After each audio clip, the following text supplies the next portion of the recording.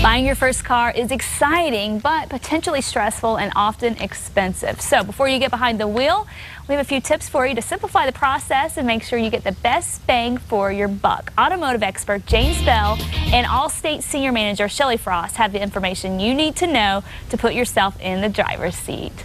Good morning. First question, new or used? What do you say? Well, I think it really depends on what you're going to do with the car. I mean, if you're the type of person who's taking a lot of road trips, you see using the car in a lot of versatile ways, and maybe a new car would be best. You obviously get the new car warranty, you get the dealer network to work with in case there's a problem with the vehicle. You get tons of great safety features. This little car here has 10 airbags, which is kind of the space of luxury cars just a few years ago.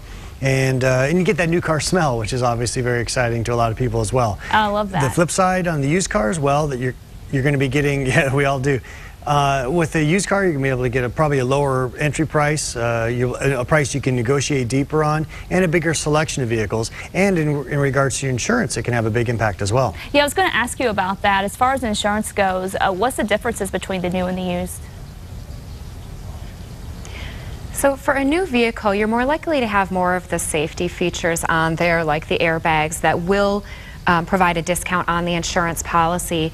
In general, an older car, if that's something that you're looking to buy for your first vehicle, will probably cost less to insure just because the value of the vehicle itself is less. So if something were to happen and the insurance company has to replace it, it's less value for us to replace versus a newer car. So that is one consideration. Another thing is that with a new car, you're probably more likely to want to have full coverage. So there's the state liability, but you might also want to have new car replacement and all of the bells and whistles on the insurance policy so that you can get a brand new car if you are in a collision.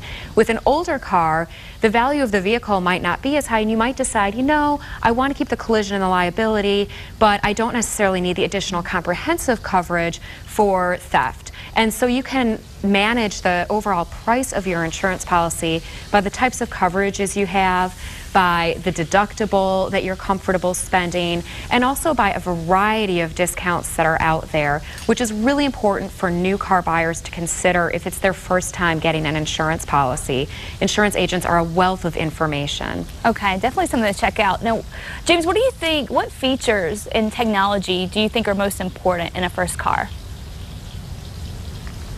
Well, for a young driver who's obviously very well versed in using a smartphone and probably has it attached to themselves 24 hours a day, I think the vehicle can really be a complement to that.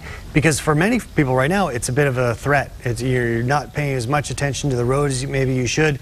And so today's new cars have a lot of features that allow you to kind of integrate your phone's information into the dashboard or into the speakers of the car to allow you to keep your mind more on the driving than on texting or something like that. And we're talking about safety features. A lot of younger drivers are going to be paying attention to things other than the road. Maybe it's just their friends in the car, messing with the stereo, whatever. This has, a lot of cars like this have lane departure warning systems, which basically monitor the road. And if you start to drift out of lane, it'll give you either an audible cue to tell you to pull back into the road, or in some cases, it'll actually nudge you back into space. So these are serious safety features that can keep you out of a lot of trouble as a new car owner. You know, I know what would save me a lot of money is one of those sensors that shows what you're backing into. I think I've done that twice this year into a non-moving object. So does stuff like that help out with insurance?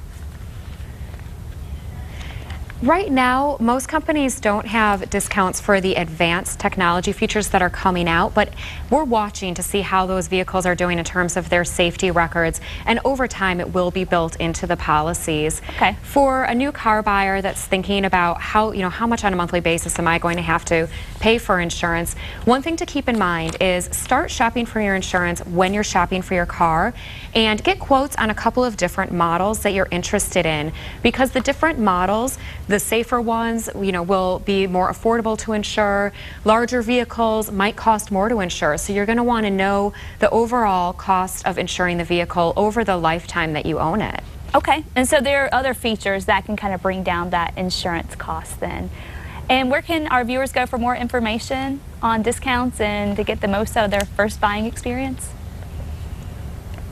Well, from the vehicle side, I suggest going to gm.com to learn about all the new vehicles, and especially our new inexpensive vehicles that could be appealing to new, first-time buyers.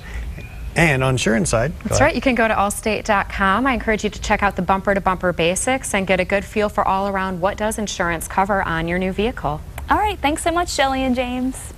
Still ahead on New Mexico Style. Thank you. It's Santa Fe Indian Market Week, and our book of the month is also about Indian Market past and present. Stick around.